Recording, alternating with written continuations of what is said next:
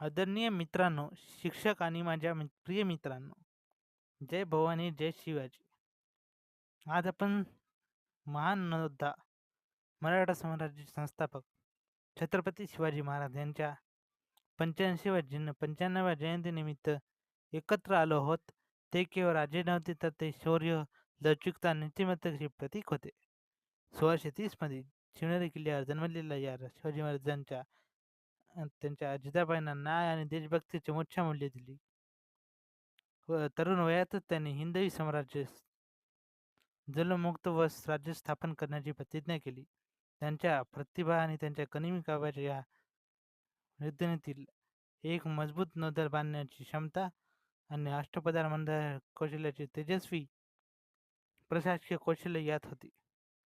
ते सर्व धर्माचे आदर करायचे आणि सामान्य लोकांच्या हक्कासाठी लढायचे.